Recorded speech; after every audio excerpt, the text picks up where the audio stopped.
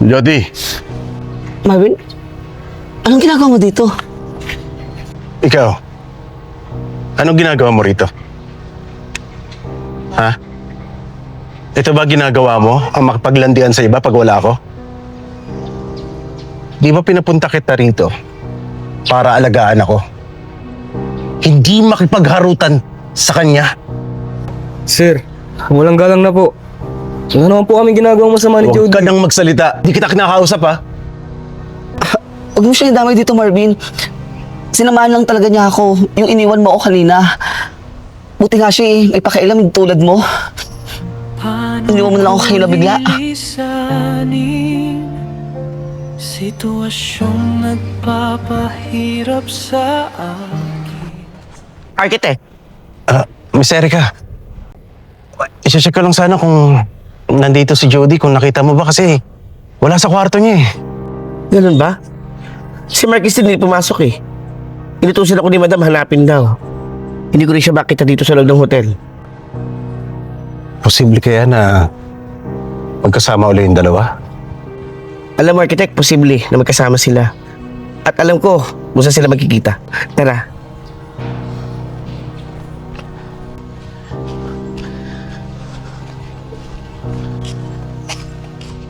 Malayo pa ba, Miss Erica? Doon pa po sa banda doon, Architect. Napakalayo naman itong pinuntahan nila. Sino nakakaalam nito? Doon pa sila, Architect. Sinundan ko sila dati. Nung una lang pinuntahan to. Sigurado ka ba? O, Architect. Ilang beses na ako pabalik-balik dito, ngayon ko lang ito nalaman. Itong Kahit isla na ako. to? Kahit ako eh. Doon ko nalaman nagkikita sila. Tara na, Architect.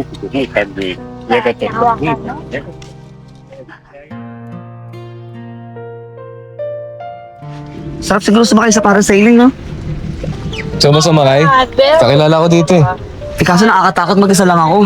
Sumama ka. Talaga? Sure ka, ah? Saan nakita? Paano? Sakay tayo, syempre. Tara. Tara. Ikaw ay aking ginusto. Maliban sa oras at tamang tiyempo, bulong ng damdamin, ikaw ay mahal ko. Katotohanang tinadhana ay hindi tayo. Tayo man ay hindi.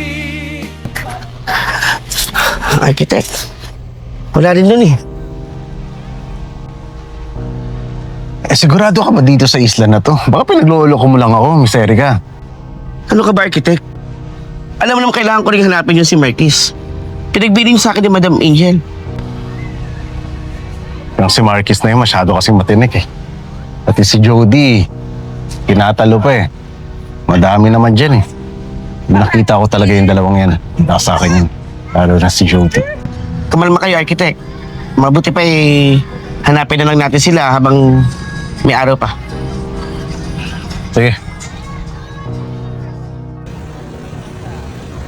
Ano yung init? Ang ganda talaga dito. Kaya nga eh. Ay, Oka Island. sarap huminga. Walang problema. Malayo sa lahat. Diba? Sabi sa'yo, magugustuhan mo eh. Kasi, ganyan din yung naramdaman ko nung unang punta ko dito. Kasi dito talaga ako pumupunta kapag gusto kong mag-relax. Gusto kong makawala kay madam. Alam mo na, makalayo sa problema. Actually, ang ganda nga dito. Parang gustong-gusto ko nang bumalik dito eh. Para maluwag, makahinga. Nga pala, sorry pala. Nadamay ka pa sa problema naman ni Marvin. Pati ikaw. Saktan ka niya. Wala yun. Nagulat lang ako. Naiintindihan ko din naman siya eh. Ay, sana lahat ng tao tulad mo makakaintindi. Sana ganyan din si Marvin eh. E di sana, kahit hindi kami legal, may asawa siya. Maayos pa rin, di ba? Kaso, hindi mo siya katulad eh. Ewan ko ba? Hindi ko na din maintindihan eh. Basta ang naiisip ko na lang. Gusto ko na talaga makawala kay madam. Gusto ko na umuwi ng probinsya. Pakasama na nanay ko. Bahala na kung kaanong klaseng diskarte ba na ako makakuha ng pera. Para lang sa gamutan ni nanay. Sino bang hindi gusto nang makalaya, di ba? Sa gatong sitwasyon natin. Kahit ako eh. Gusto ko na kumawala kay Marvin. Naisip ko lang talaga yung kapatid ko. Siya lang kasi sumusuporta sa panggamot nun eh. Ay, ang hirap talaga ng sitwasyon natin dalawa, no? Kaya nga eh. Architect, ano, nakita mo ba? Wala nga eh. Ikaw, ano ba? Wala kang nakita? Inalugod ko na dun, architect eh, pero wala talaga sila dun eh. Try ko dito. Ang laki ng isla na to. Paano natin hahanapin yung dalawang yun? Dito ba talaga sila pumupunta? Dito ko sila huling nakita. Bumalik na kaya tayo sa hotel. Ang wala naman sila rito eh. Architect, malakas ang kutob ko, nandito sila. Kasi dito talaga sila huling nakita eh. Tignan ko lang dito. Sige. Architect! Ayun sila, architect.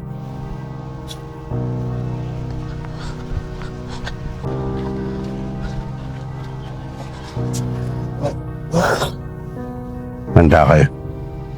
Halika na. Ano, Jody? Balik na ba tayo? Huwag muna. Jody! Marvin? Tarantado ka? Pinagod mo ko, ha?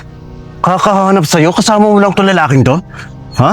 Ang ginagawa mo dito? Anong ginagawa? Hinahanap ka! Napakalandi mo talaga? Ha? Gusto mo dito pa kita sasaktan? Marvin, Ha? Ha? Hayop ka talaga, pinagod mo ko? Ha? Tumatakas ka pa sa akin? Bitawan mo ko! Sir, ano ka? Tama na! Tama na! Ha? Hayop ka! Tama na, Marvin! Sawang-sawa na ako, Marvin! Okay lang sana kung ako yung sasaktan mo eh! Nadadami ka pa ng ibang tao, hindi ka pa nahihiya? Ayoko na! Ayoko na talaga, Marvin! Dulo na yung kasamaan mo! Siguro dapat kayo palang tapusin na natin to eh! At ano? Sasama ka dito? Anong magiging buhay mo, ha? Anong magiging buhay niyong dalawa? Eh mga palamunin lang naman kayong dalawa. Umaasa lang kayo sa amin. Umaasa ka lang sa akin. Paano yung kapatid mo? Kaya niyang tustusan? Ha? Kaya sumama ka na sa akin. Alik ka na! Hindi! Jody, tama na. Hindi, pabayaan mo ako, Marcus. Ito na yung panahon para malaman niya. Oo, umaasa ako sa'yo, Marvin.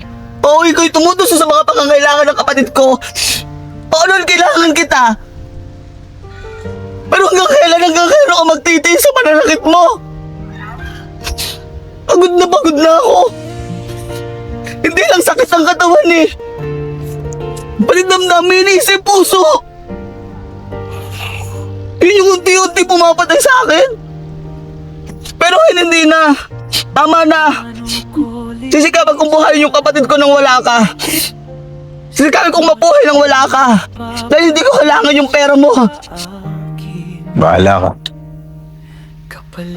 Kung yan ang gusto mo. Sir, please. Tama na po. Architect, baka pwedeng idaan lang natin sa usapan. Huwag niyo idaan sa lahas. Sama-sama kayo. Architect! Jody, Makulong sa takot at hinagpin. Marcus, halika nga na mag-usap na tayo. Handa akong Ano ba ito pinasok mo? magsakrisyo, guminhawa Alam mo naman magagalit si madam pag nakita ka dito. pamilya ko. Bakit ginagawa mo pa rin yan? Sir Rica, ayoko na po talaga. Gaya ng Ipaghiwalay na po kay Miss Angel. Uwi na po ako ng probinsya. Sigurado ka ba dyan? Sa desisyon mo? Paano nanay mo? Paano pa paggamot niya? Sa lahat ng tinulong sa'yo ni Miss Angel, sa lahat ng tinulong sa'yo ni madam, magagawa mo yan? Sir Rica, sana naiintindihan niyo ako. Gusto kong gawin yung mga bagay na gusto kong gawin nang wala nagmamando sa akin. Gusto kong maging malaya. Wala akong magagawa kung yan ang plano mo. Pero siguro naman kailangan sabihin mo yung kay madam na maayos. Deserve niya ng explanation mo. ikaw ay Jody. Jody, tara na, Jody. maliban sa oras sa tamang tiyempo. Bulong ng damdamin, ikaw ay mahal ko. Katotohanang tinadhana ay hindi tayo